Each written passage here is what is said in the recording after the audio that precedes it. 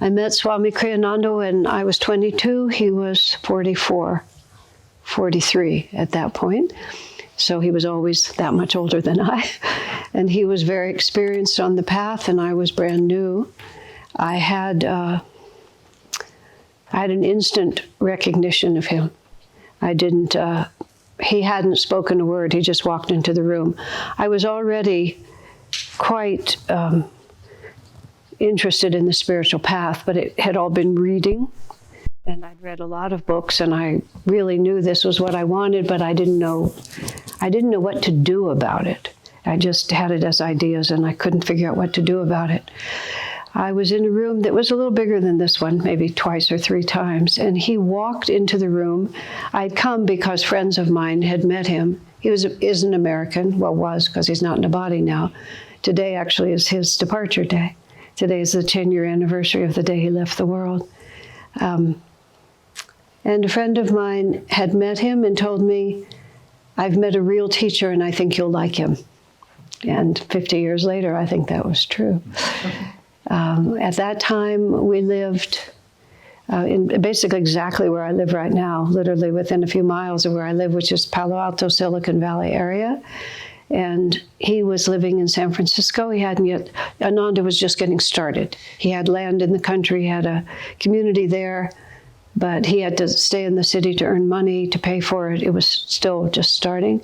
And he was invited to speak at Stanford University, which is right there where we are. And a fraternity sponsored him. Fraternity known for its parties more than for anything else. And why they ever invited him, I have no idea. And they had a big tent outside where they had their parties, and they had this Swami come. It was 1969, so it made sense in the context. That's all I can say.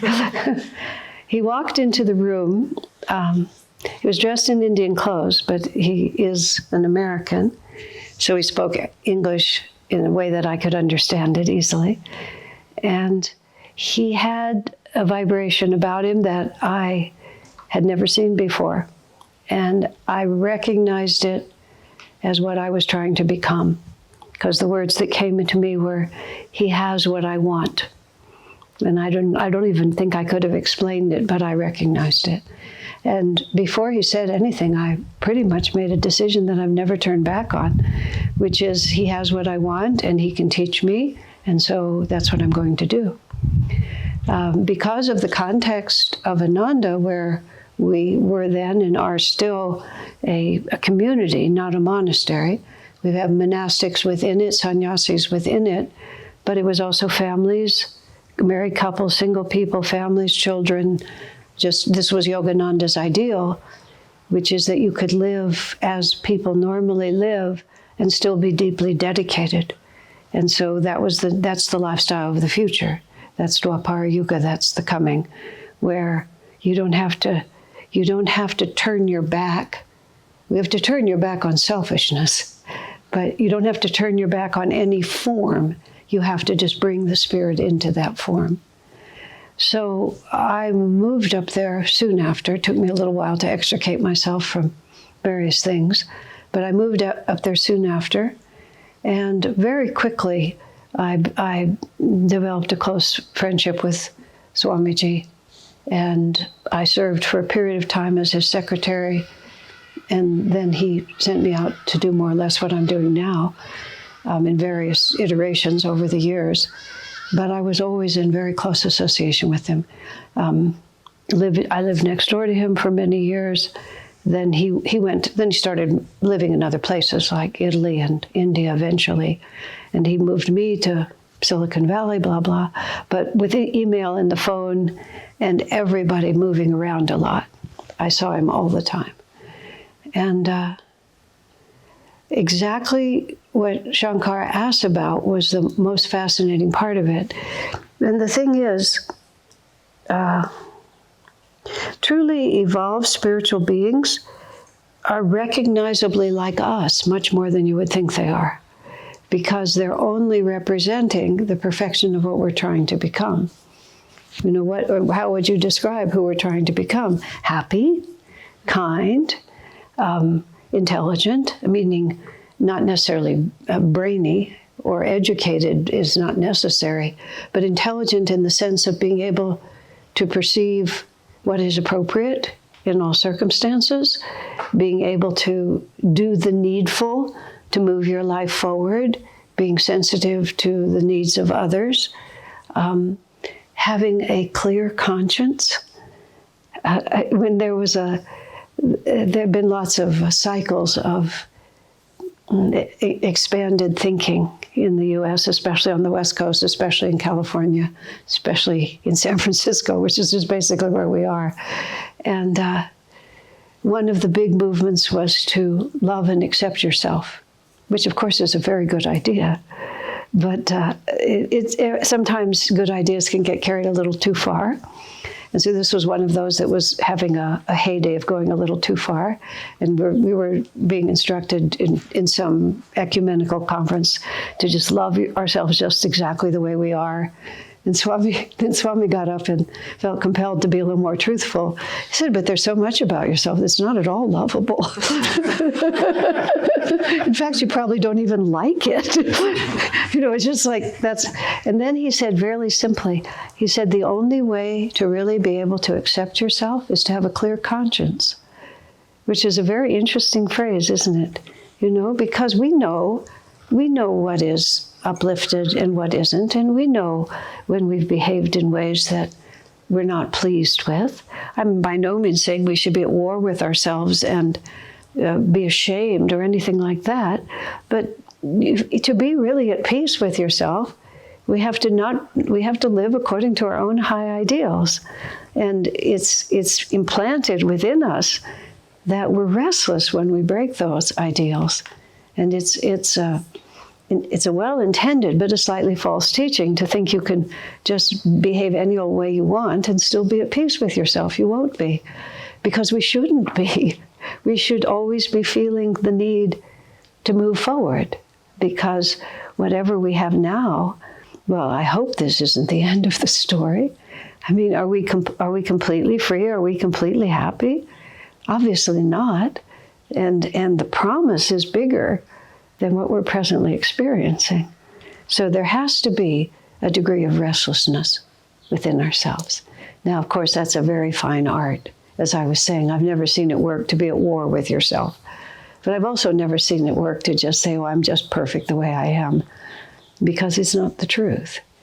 So all of this is to say we have a picture sort of a spiritual person, and sometimes people who are in a position of spiritual leadership may not themselves be settled enough to be completely, authentically who they are from the inside.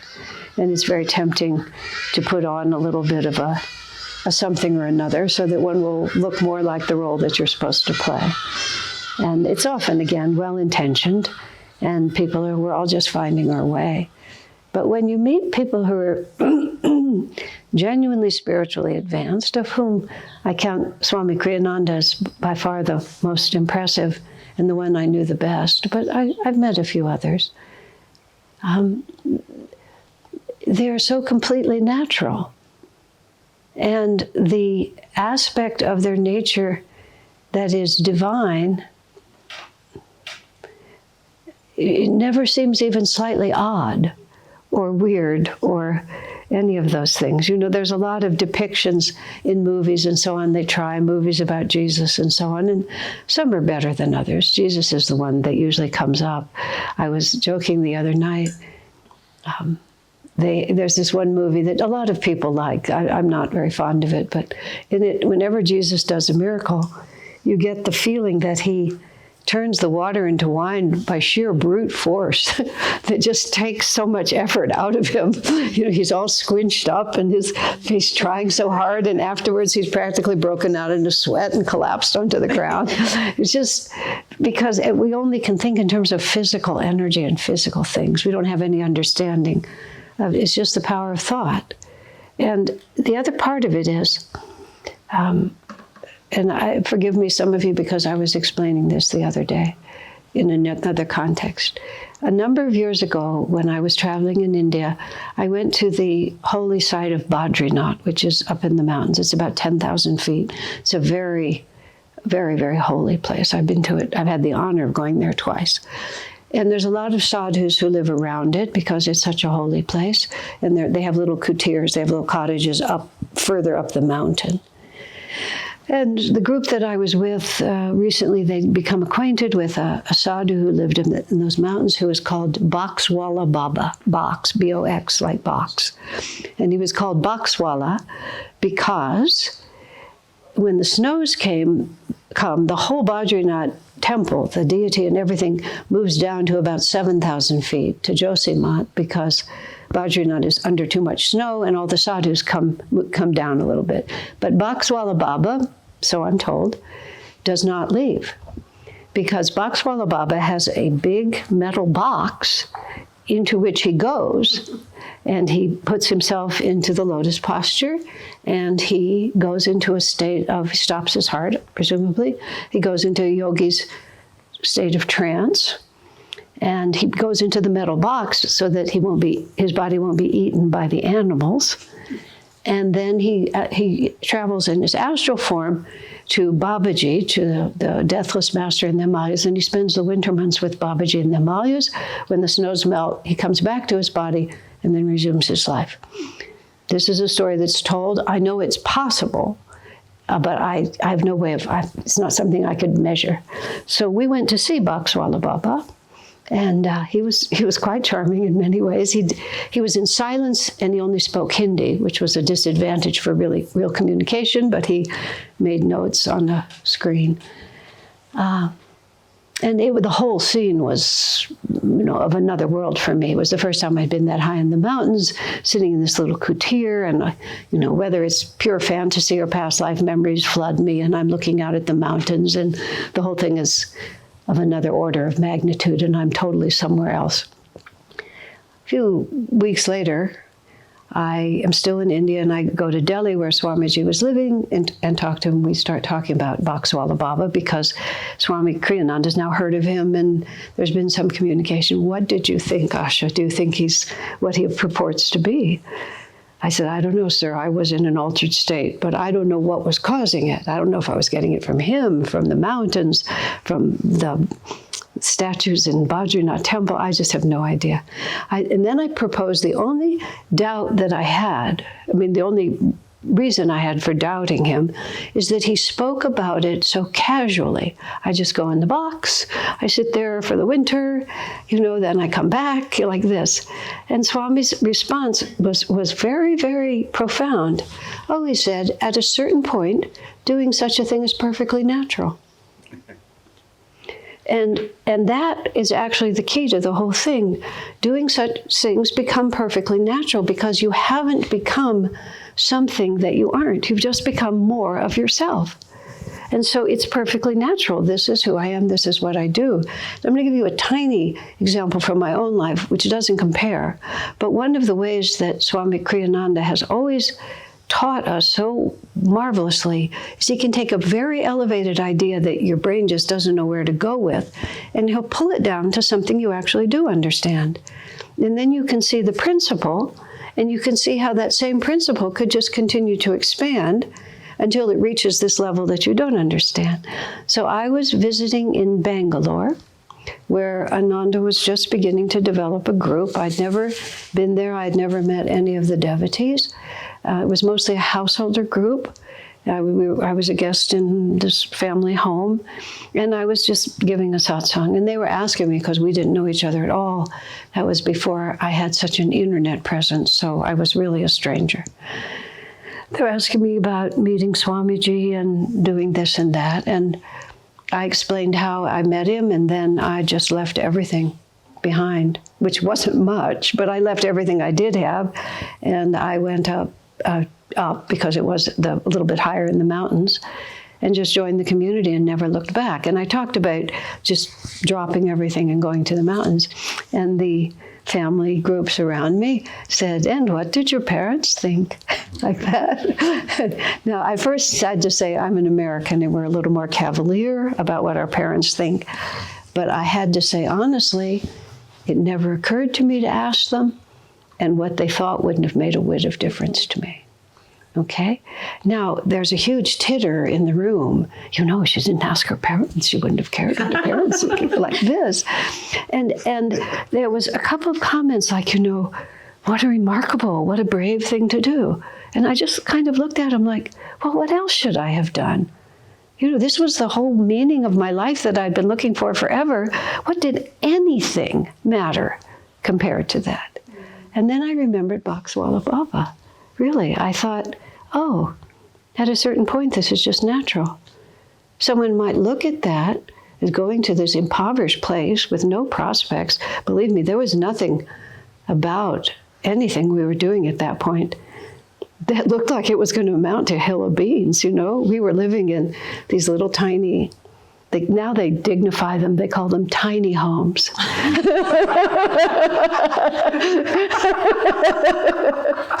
But they weren't tiny homes, they were ratty little trailers, you know, or canvas teepees, or sheds that we just hammered together for, you know, for $50 out of junk.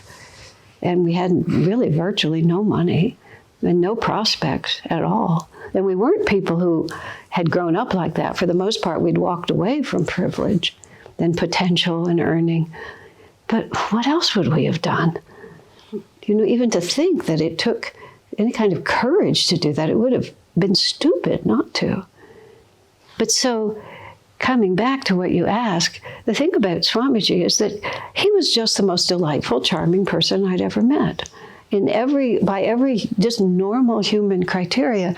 And interestingly, when he talked about Master too, he wrote about that. He said he was just the most charming human being, utterly delightful, very witty, you know, full of laughter, full of enthusiasm, never putting on any kind of airs or anything like that. You know, lo, I look into the horizon and I see coming up, you know, nothing, just ordinary like this. But what would happen was he was just so, he had the capacity to consistently elevate whatever you were doing to a higher dimension than you were on.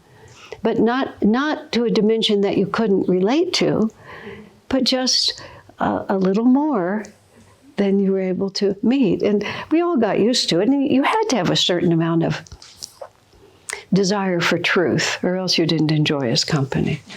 Because, you know, I'm a pretty brainy girl, and I'm too certain of my opinions. As one of my dear friends said to me so lovingly, Asha, you're not right as often as you think you are. But I tend to think that I'm right. So, and I wasn't shy. I would just speak very frankly to Swamiji.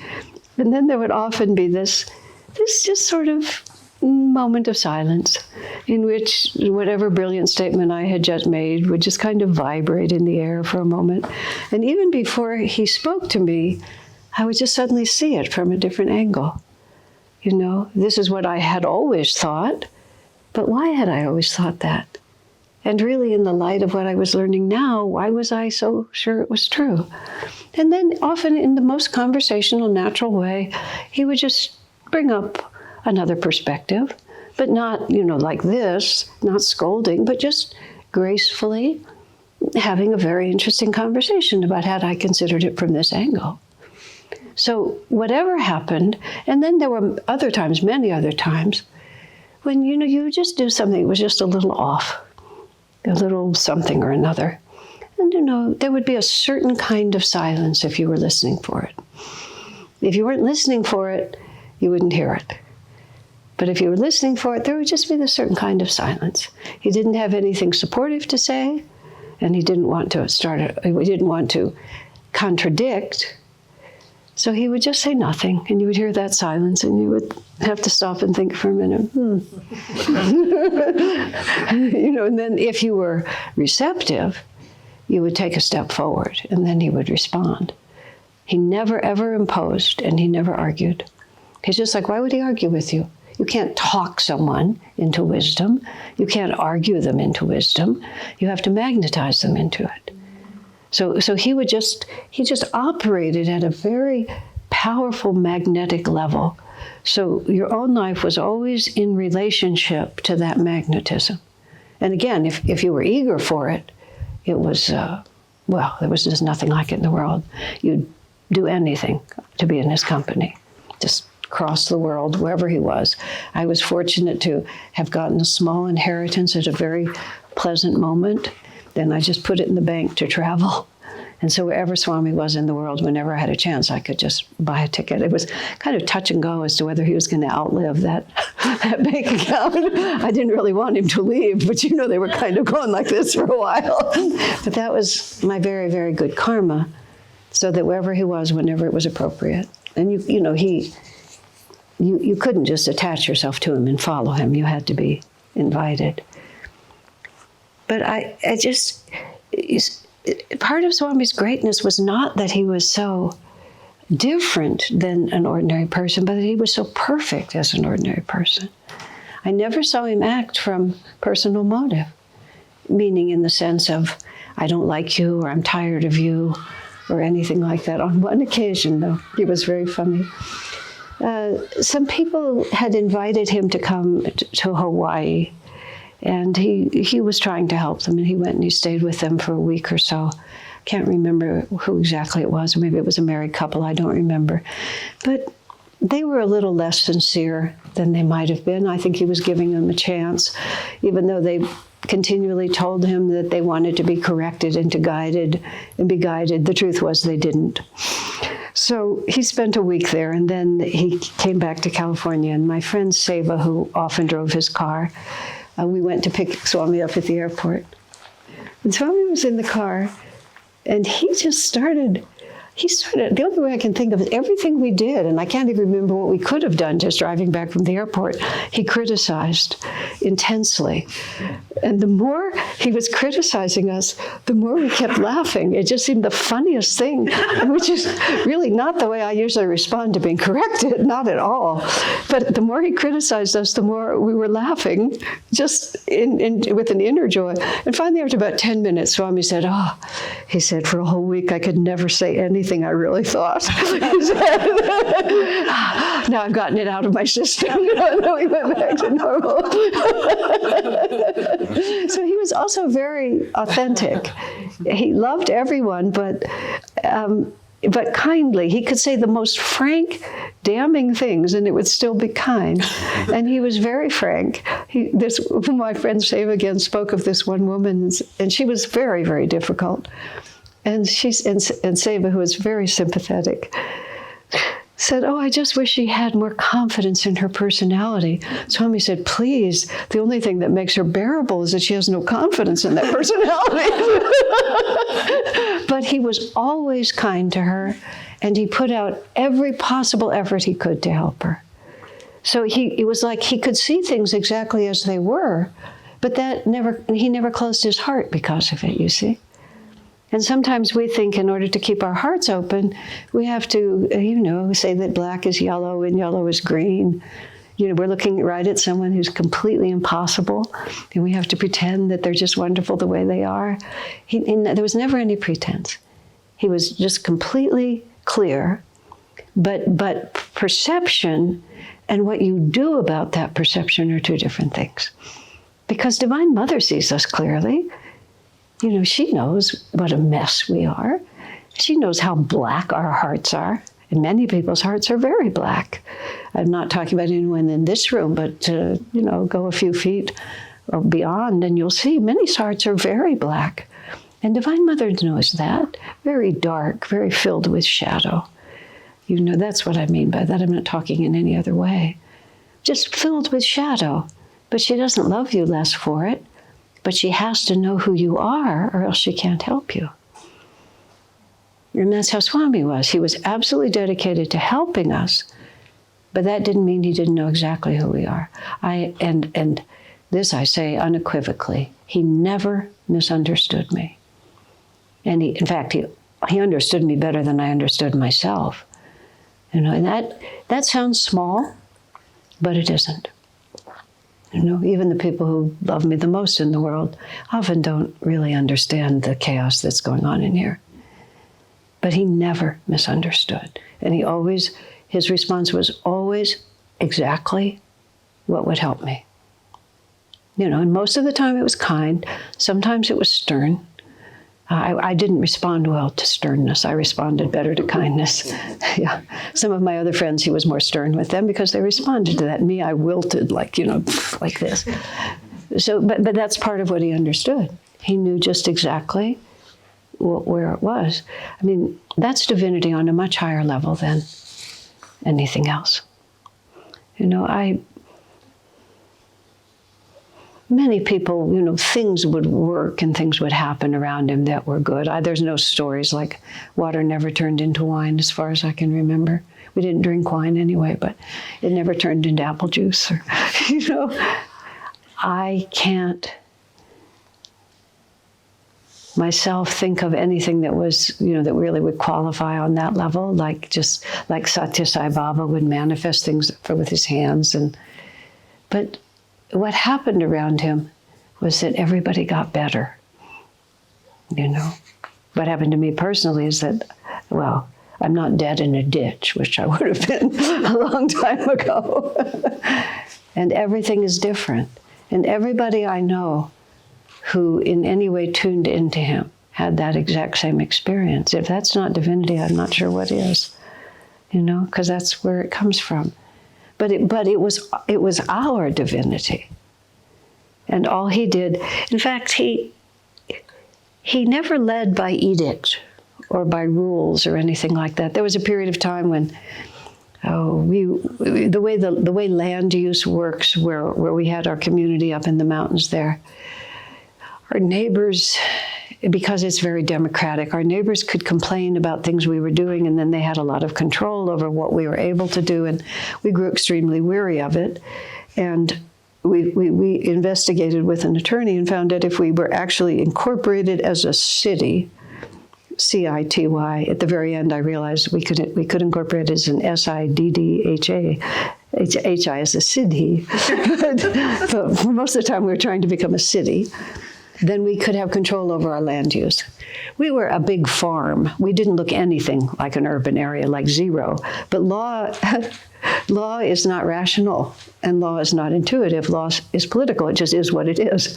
So according to the guidelines, we could actually potentially incorporate as a California city, get freedom from our neighbors, develop our property as we wanted.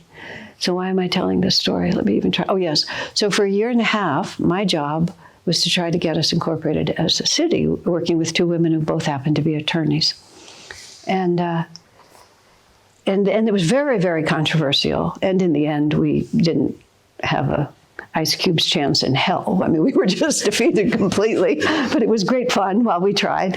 And so all our neighbors were saying that Kriyananda is a dictator, he's an abusive leader, he's this, he's that, he just tells you all what to do, you're just brainwashed. It was quite entertaining. And it made me think really deeply about how he really leads.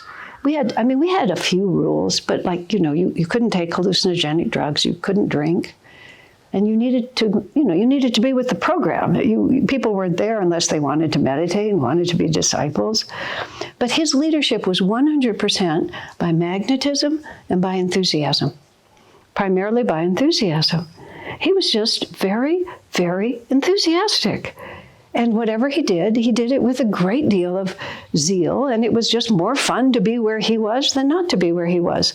And that was his leadership. And later on, various things happened, and people accused him, of all the abuses that leaders can be accused of.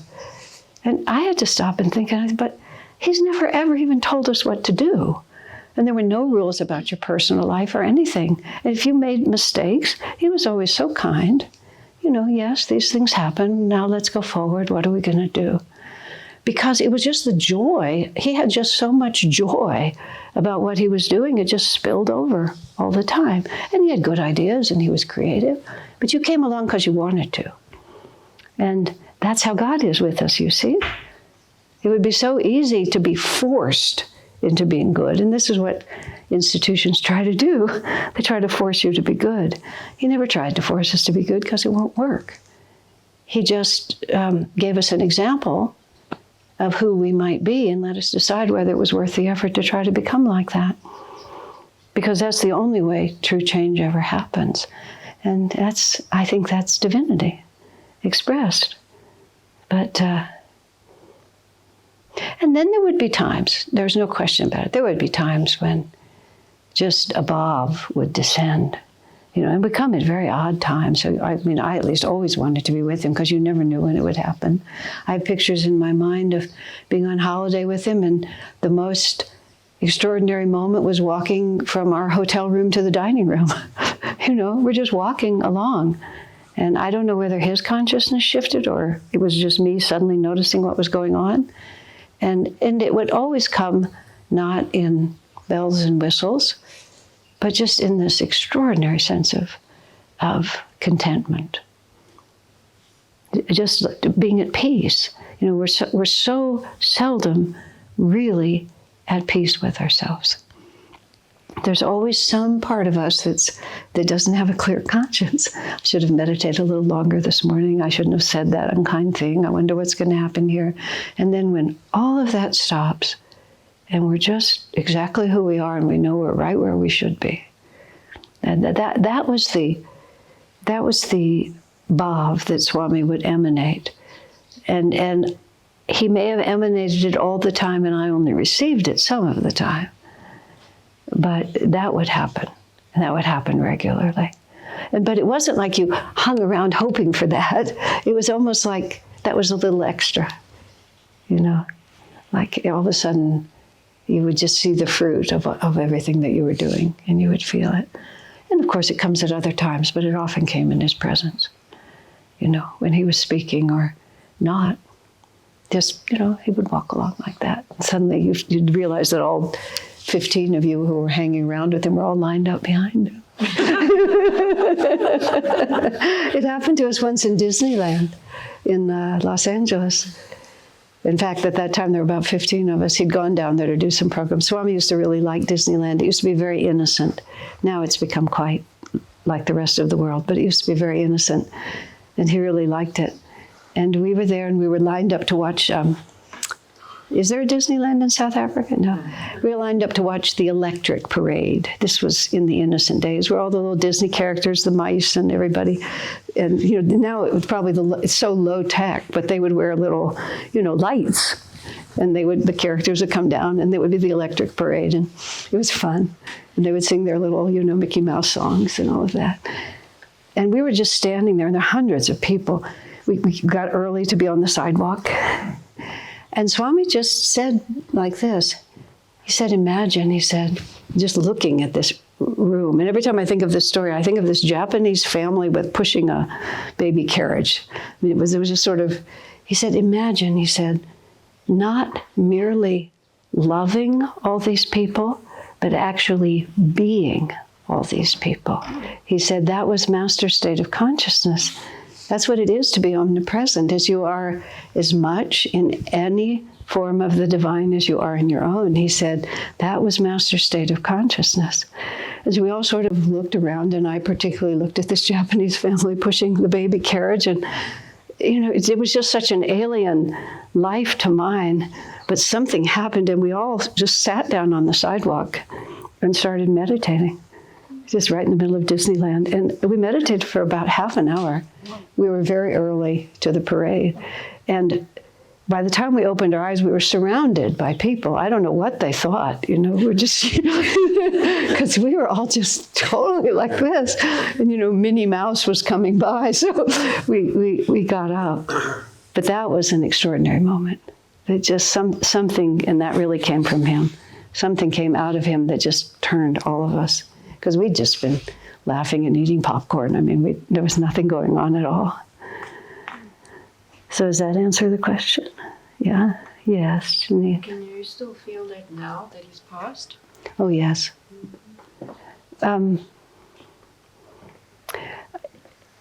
It took me a long time to realize he wasn't coming back, even though I saw his body in the casket. Because I live in California, he lives in Italy, he lives in India, he lives in another part of California. So he would come in and out of my front door on a just kind of basis like this. And he would often stay in the house where I was, or I would travel with others where he was. So it was always intermittent. So for a couple of years, not keeping close track of time, I just kept waiting for him to come back in the door. And what Swamiji's intermittent arrival in my life was, it was a total reset. It's like however scattered I had become, it would go right back into place, just because his magnetism was so tremendous. Whenever I was with Swamiji, I felt I was on the center of the planet, and I didn't want to be anywhere else. I mean, if we were picking up dry cleaning, it didn't matter. Wherever we were was the center of the planet. And in fact, actually, interestingly, when he died, the planet no longer had a center. And it was even though I would have rather that he'd lived forever, it was actually also liberating when he died. Because there was a certain, like, wherever I was, a part of me was always reaching out to be somewhere else. It wasn't that I wasn't content, because I had my own dharma, but I was always a little bit there, or waiting to go there, or waiting for the center to move to where I was. And once he wasn't in a physical body, Earth had no center. And it freed me to just much more easily to be wherever I needed to be. And because I had experienced it through his magnetism, I knew what it felt like. And so even though the prompt had often come from him, the experience was my own. And I knew that I was perfectly capable, all by myself, of feeling the way I felt in his company. I'd already figured that out long before. And I utilized that a great deal in my life. But when he was completely gone, in some ways, it became freer and easier. Odd. Not that I wouldn't love to have his company, because I could introduce him to all of you, and you might like him. I think you would. And some of you in this room did meet him and know him, so yeah. Does that answer the question? Do you feel him still? Does he speak to you? Or oh, yeah. Feel? No, I feel that the guidance is as clear as I'm able to receive it. I think that his interest in my well-being is never altered. Sometimes, at different times, I wrote a book about him. We didn't manage to get any books here, but it is available on Kindle if you're interested. It's called Light Bearer. When I wrote that book, when I finally was able to write that book, he told me to write about his life when I was 24, and I published it when I was 72. And every single day from 24 to 72, I worried about it. It was, but when I finally figured out how to write it, which was I went to a very remote place and I went into complete seclusion. And it was marvelous that cell phone didn't work and there was no internet. It was just great. And there was the nearest neighbor was a mile away. Nothing interfered. And then I was really able to do it. And Swami just talked to me. We just discussed it. Yes. There's no other way to say it. I didn't see him. I didn't hear the sound of his voice, but I heard him talking to me. Even to the point, he taught me to write, which was not a small project. And there were certain things that, we came to understand. And I had written this, like 2 sentences that were perfectly terrible because they had a whole lot of really buzzy words in them. And so they gave the impression that they actually said something, those sentences, but they didn't say anything at all. It made no sense. They were internally contradictory, but I liked them. So I had it in the manuscript, and for 2 days he kept telling me, Asha, those are awful sentences, take them out. And I kept telling that I liked them. I go for a walk around the property and he would be saying, Asha, what are you doing with those stupid sentences?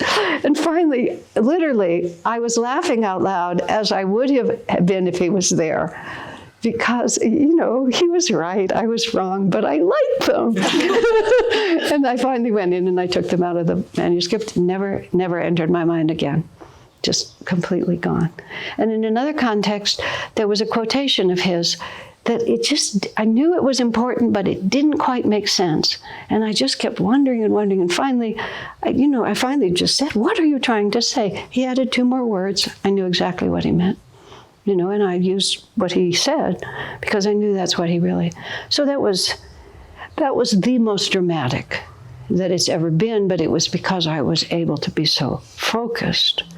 But mostly what I do because I feel pretty clearly that it's what he wants me to do. And if I ignore that at my peril, so I don't, as a rule. Even things I have been very unhappy about, I've known it was his hand behind it. Yeah. Time and space and death and life don't mean anything. At a certain point, it's natural, The time and space and life and death don't mean anything. And it's natural for us, too, in a slightly different way, but still. Talk a little bit more about the power of magnetism. Power of magnetism. Because it's such an important, part of your spiritual journey. If you can learn to magnetize with someone you aspire to, whether it be your guru or a higher spiritual teacher, but the power of magnetism. That's a very good question. The power of magnetism, and the subject being daily life, magnetism is really a key. Okay. You start with the fact, and I was talking about this, was it this morning or yesterday, about this is an energy universe. This is a scientific fact. I'm zero in terms of science. My friend who wrote a book about the yugas also wrote a book called The Physics of God, which is also a really good book. And he has got a big brain, and he understands science, at least more than I do. When he talks to me, while he's talking to me, I can understand it. While I'm actually reading the book, I can understand it. The minute I stop reading, I can't remember any of it. But I take this piece from it, that science also knows that this is an energy universe. This is what Einstein broke onto the scene, and that's why his understanding was so enormous, which is that which we think is fixed and physical is really just energy. And if everything in this universe is really just energy, then our whole idea of how we accomplish things is completely confused. Because we tend to think that what you have to do is you have to go over and it's over there. You want it over here, you have to go pick it up, and you have to drag it over to here, whatever you're trying to manifest. When in fact what we're working with is we're shifting around the same substance and just having it remanifest in a new form. I mean, that's what the fundamental fact of this of Einstein's revelation and everything that's been built on that ever since. The Vedantists and the scientists are all coming to the same point of view. And this is actually one of the most powerful things that both Yogananda and Swami Kriyananda taught continuously, is that what we have to do to accomplish anything spiritually or materially in any form is we have to generate the right kind of magnetism. And even a tremendous amount of effort and work without the corresponding appropriate magnetism is not going to bring the same result, because you're trying to shift energy and have it manifest in a new way. And if all you're doing is pushing things around, you're not ever going to change the energy form, the energy pattern around us. We are nothing but an energy pattern, and that energy pattern is the emanation of the pattern of energy that's in our chakras. There are certain things that, if you could really understand them on the spiritual path, I mentioned the yugas before, which is what's going on the planet, which is not what's going on inside of us, but what's going on in the material world. If we can understand the cycle of the yugas, which I've touched on a little bit, it helps us make sense out of what's going on in the world and tells us what to do. The law of karma, which I've mentioned, cause and effect in terms of human experience. But the chakras, which are the 7 energy centers from the top of the head to the base of the spine, not just having a vague idea that they exist, but really understanding that this is the energy pattern that determines my destiny. And so everything that I do, and many of you are here because of Kriya practice and Kriya initiation and so on, anything I do that is meditating in such a way that the technique and the way I'm meditating is actually internalizing my energy in a super conscious way. Some people teach a kind of meditation that is by no means not without, is by no means without benefit, where you visualize and affirm and, you know, project into the ether the things that you want and so on like that. It's a different kind of meditating. The Kriya Yoga that we're practicing internalizes our energy. It interiorizes, it intensifies, it increases, intensifies, and it elevates. And when you internalize, intensify, and elevate, you start shifting the pattern of energy in the chakras. And energy creates magnetism, especially a chakra means wheel, and the energy is moving in the vrittis, the whirlpools. And that moving energy creates magnetism. I mean, just even in a physical way, if you have a whirlpool and you drop something in it, it gets sucked right into the center. That's a very gross manifestation of what's happening here. So the thing about the chakras, which is so relevant to the question of magnetism, is it's not a matter of opinion. It's not a matter of what you think about yourself. It's not about your ideas. It's not what you can articulate intellectually. It's actually how you vibrate. Every single thought, word, feeling, action, decision that we make reflects a certain held belief about the nature of reality. Am I a physical body? Does my happiness come from taking for myself or giving to others? Do I really believe in kindness? And it's not, again, what we can say or pretend, it's how we actually respond to what's around us. I can talk very eloquently about death and dying, and I've been present when people have died. I'm comfortable with that idea. I recognize it's just the soul is going on its journey, all those things. I'm on the highway, and I think for a second I'm going to be hit by a car, and I go, like that. Like, where is my philosophy? You know, where is my eloquent articulation? In that moment, I feel threatened, and I react with fear. And some of my friends don't, actually. We had an earthquake in the area that I live in, a significant earthquake. It was now many years ago. I was inside a two-story wooden building, and when the earthquake started, which only lasted about 30 seconds, but that's a long time when the earth is moving. Do you have earthquakes here very much? No? You have other kinds of misery, but you have that too. But the building was going like this. So my logical mind said, the problem is the building. So I stepped outside the building, and then the earth was going like this.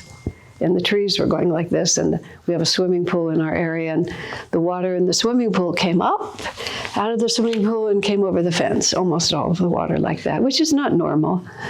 And I went like that. Other friends of mine went, Om Guru, Om Guru. I did not. These are dramatic examples.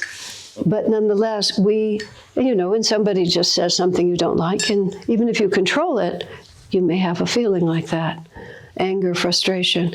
Every single thing that you do registers in your chakras, because energy doesn't go away, and because we identify with the energy that passes through us. I'm talking about Swamiji, energy passed through him, but he didn't identify with it. He didn't hold it. It was the event that he was responsible for, and he was just simply doing it. But I deeply identify with the things that I do, so my actions and thoughts and feelings hang around me because there's a solid core of identification with the energy that passes through me, so I hold it.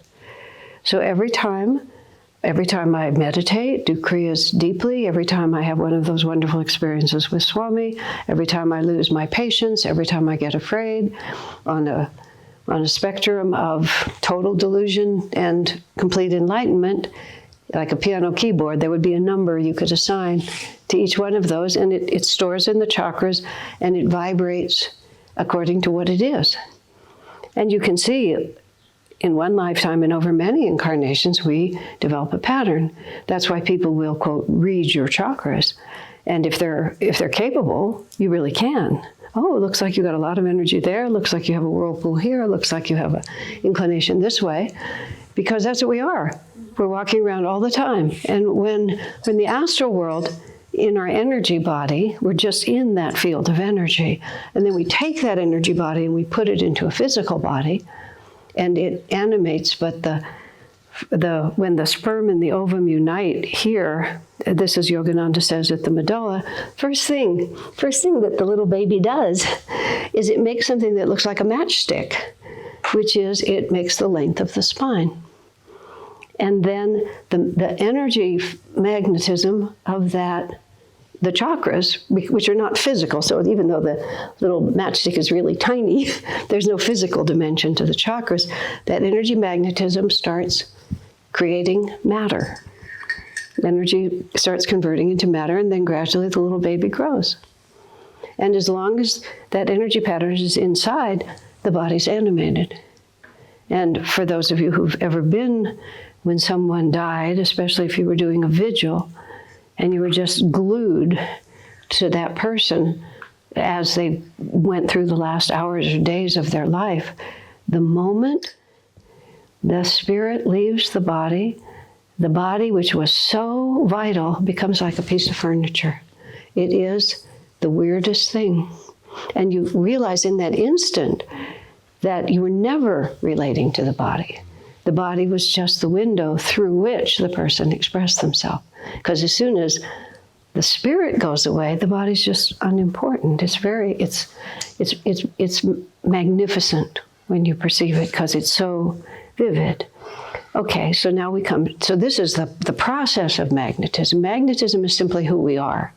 But we can increase our magnetism in particular ways by intensifying particular thoughts or feelings or actions or meditation projects or whatever they might be. But you can't do it except sincerely, because you can't fool your own chakras. So the power of magnetism is the power of absolute sincerity and absolute authenticity.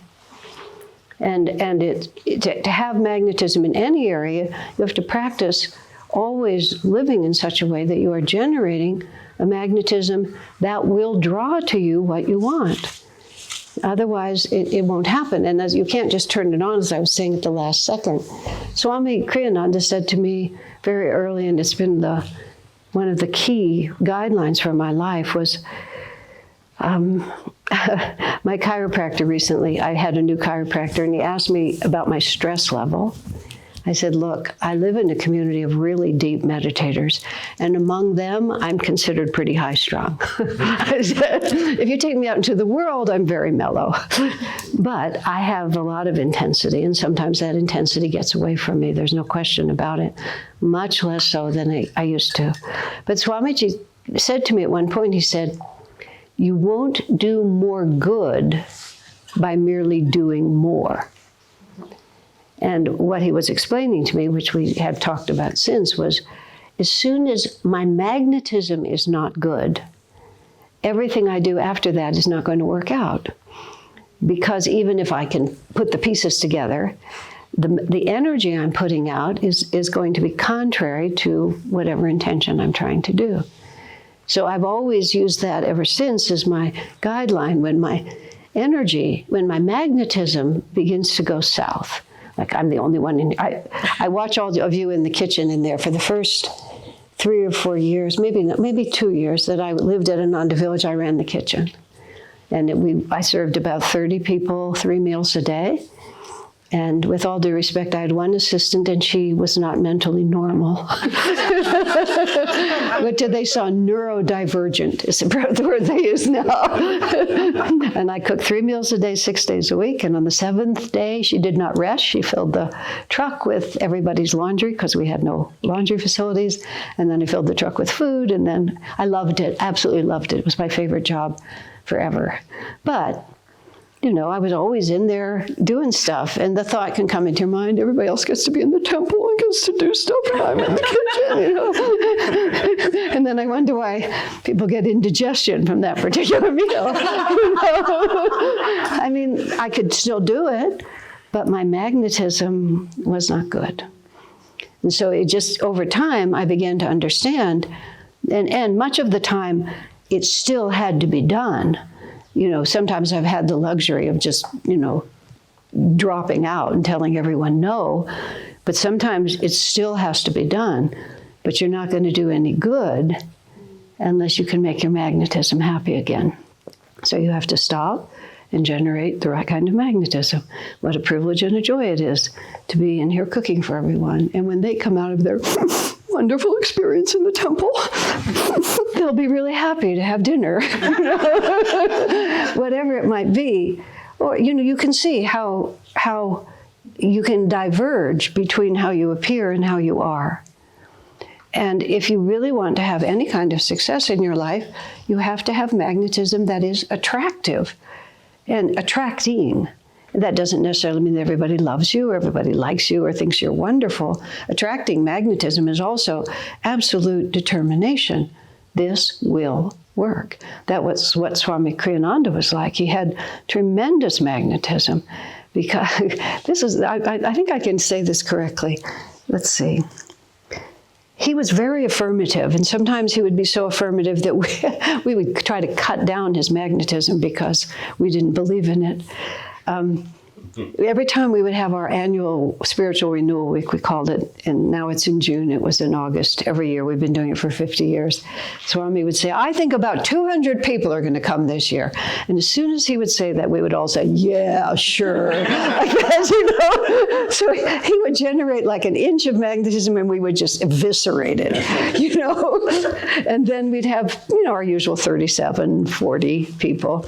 And I was talking to Swamiji about this once, and he said, you all think I'm a dreamer. He said, but if I didn't affirm 200, we wouldn't even have 40. You know, meaning if he didn't put out that much magnetism, because we were so busy being sure that that we were too puny to have anything good happen. And he said to me once, he said, Asha, sometimes you're quite negative. And I was shocked because I think of myself as a positive person. Me, Swami, I don't think I'm negative. Oh yes, he said, sometimes you're so, and then he went like this, factual. And I knew exactly what he meant. He would be trying to generate positive, uplifting magnetism, and I would point out, you know, that, you know, the truck needs new tires, whatever. And it wasn't that my facts were wrong. It just wasn't the time for them. And that's over many years. That's what I gradually began to understand with him, which was, it's just like there's a time where you just generate energy. But see, he could do it because he was not, I know what the answer is. He was not afraid. Sometimes people affirm the positive because the opposite scares them. Okay, our community went through a 12-year period where we were being sued by another religious organization, and it was a magnificent learning experience. And many people kept affirming harmony when there was no chance of harmony,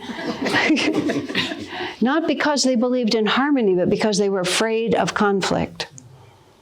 And it was a very sensitive reality because I ended up having to be in the position of affirming negativity because their affirmation of harmony was actually a magnetism of fear of conflict. This is what I mean about real magnetism is authenticity. You have to really work to be authentic. You have to be appropriate. You have to be authentic. And then, of course, you have to put out tremendous energy. And there's a whole lot of other rules that are involved. But magnetism is everything. And, you know, you work on it. Swamiji was never very concerned about the details of how things were going especially in the early years. Not that he never paid attention or wasn't involved. But if the magnetism was good, he knew everything would work out.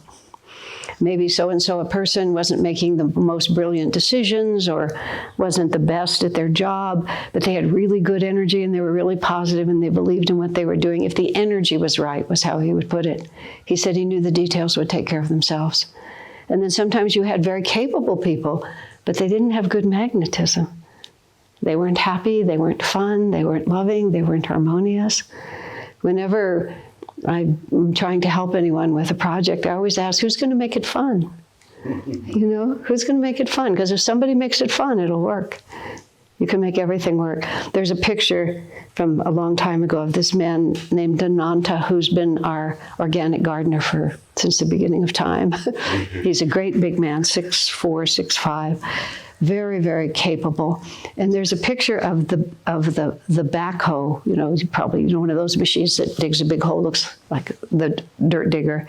It's dug a great big hole. The hole is filled with muddy water, because every spiritual renewal, the water pipes would break. That was just a divine law. So when we had the most guests as possible, the water lines would break, and then they would have to go out there and find where the break was. So the machine has dug a giant hole. It's filled with muddy water, and he's standing in the water, sort of doing something in the mud, with the most beatific smile. And you just want to get in the puddle with him, because he makes it fun. No matter what happened, he just makes it fun. I remember Haridas, who's the leader in Bangalore. For some reason, we had the temple. It was at a certain point. We had the temple here and the dining room here, and they were adjacent. There was a long hallway in between. We had brown chairs and we had yellow chairs, neither of which were at all attractive. But anyway, there were two sets. And it was a very hot afternoon, like 110. Haridas all by himself, and he's a little portly. He's shifting the yellow chairs to one room and the brown chairs to the other. I don't even know which. And he's all by himself on a Sunday afternoon. I said, "What are you doing?" He says, "Exercising." Sort of touches his belly like this. And he said, "But the next time they want them switched, I'll get someone else to get the benefit of the exercise." He says like this. It's just like he made it an absolute rule to find a way to be positive and to have positive energy about everything he did. Some higher up made the decision that the chairs had to be switched and that Haridas had to do it all by himself. And he knew, he was telling me exactly what was going on. And he knew it was ridiculous and that somebody else was off swimming at the river and he was moving 100 chairs. But he kept his magnetism. Okay, does that help? Yeah. Any other comments or questions? I want to go back to the comment you made about being restless. Restless. Progress. So I find it often very difficult to articulate it that restlessness particularly is not the restlessness where the magnetism or the energy goes down. It is a restlessness which keeps the progress going. So if you can explain. I think the defining factor between whether, see what you're also talking about is rajasic energy. A lot of projects just require a lot of, let's see. I put curtains up in the house that I live in at one point, and for reasons unknown to me, I decided I would do the work of putting the curtain rods up. To say I am unskilled with tools is putting it very mildly. I know nothing about, but I don't know why I decided to do it, except I found out at the end. So there were about 4 big windows, not as big as this, but big windows. I had to put the curtain rods up, I had to hang the curtains. And, I got them all up like this, They were too low, they were too high. And so I had to learn how to do the screw guns and the this and the this, and then I had to fill in the holes of the ones that were wrong, and then I had to put the spackle stuff on it, then I had to paint it, all of these things. It took about 2 weeks to get those things. I could have invited one of my friends over and he would have done it in, an afternoon, but I was determined. And at the end of it, I realized that every project is the result of the patient application of willpower. And that was why I was moved to do that, because I was totally unskilled, and I have a lot of skills, and so I usually can do fast, and I don't make a lot of mistakes. This one I made endless mistakes, but I knew it with the patient application of willpower, it would eventually get done, which it did, and we had the curtains were all up there for a long time. So every project that I've ever been involved on has a really dull part, a really just agonizingly dull part where there's just nothing to do except just do it. Patient application of willpower is not the same as the application of willpower. You know, just patiently, step by step, doing it. And what makes things not fun is the wish that we didn't have to do it. You know, it's just a rebellion against reality. If you just know that I'm just going to be here for a long time and I have no choice, there's no energy, there's no friction. And it's the friction. I wish I didn't have to do it. They've left me all alone. If somebody hadn't messed it up, this wouldn't have happened. Why didn't they tell me when I started? I didn't sign on for this. This work is beneath me. I'm smarter than this. Why, you know, like that.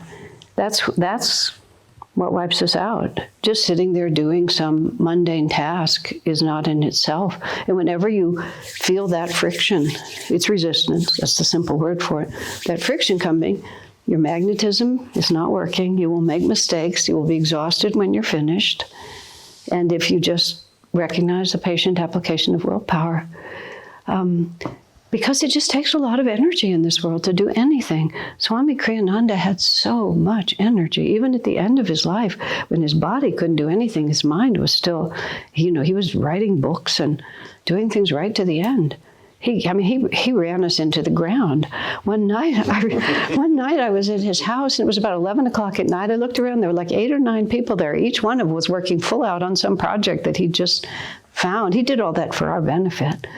But, you know, just through hundreds of people, he manifested his energy. And we would have to run to keep up with him. Because he, you know, you just learn to get rid of the friction. When Ananda was new, it was threatened with annihilation a number of times because of usually finances, and something happened that was threatening to annihilate it. And then, this was before I was there. And a friend was in the car with Swamiji, and he was very tense because he'd just gotten, I think, a merchant to whom he owed money had put a lien on the land, even though the man had promised that, you know, it was all okay. So all of a sudden, there's a lien and the bank may take it for the debt.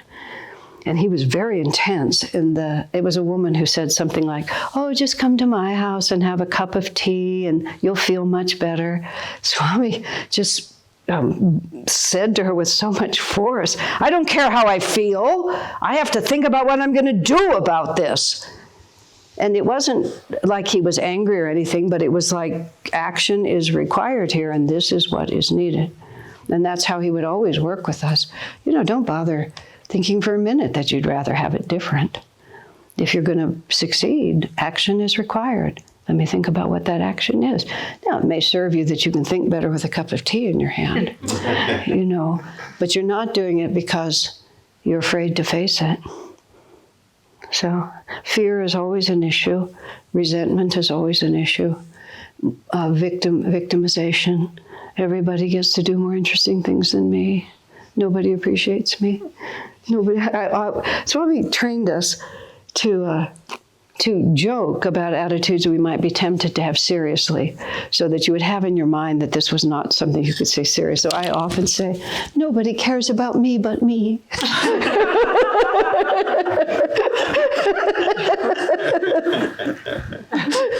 Because then I've played it out, you know, and then when it arises more seriously, it's just a little harder to take.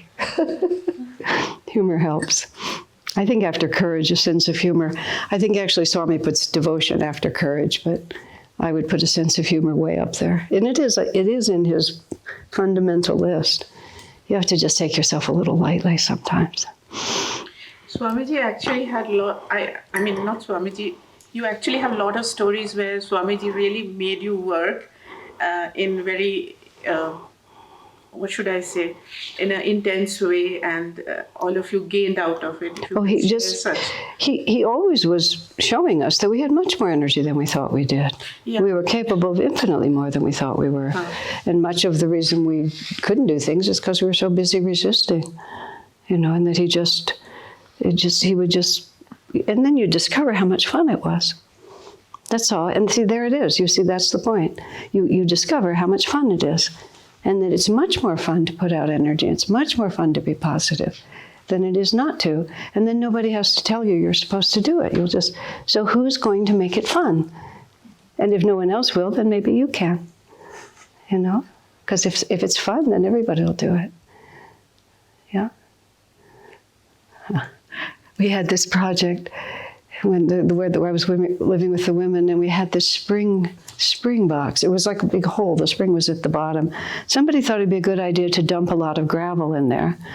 So the truck dumped the gravel on the side, and then we all had to carry the gravel down into this thing and dump it in. And then somebody realized that it was a bad idea to dump all that gravel in, so we had to all go down there and pick the gravel up and pick it all up. I mean, you know, these are the moments when you can get annoyed, especially in very hot summer weather. But it's like, what is the point?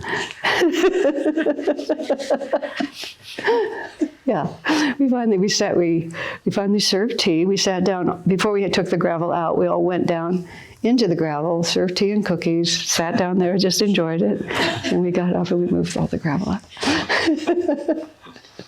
Yes. You mentioned that in one of the examples that you were talking about, you mentioned that someone higher up had told him that to move the chairs. I'm sorry, you'll have to say it again. Try it again. You had mentioned in the example that the man had to move the colourful chairs based on someone higher up's directive.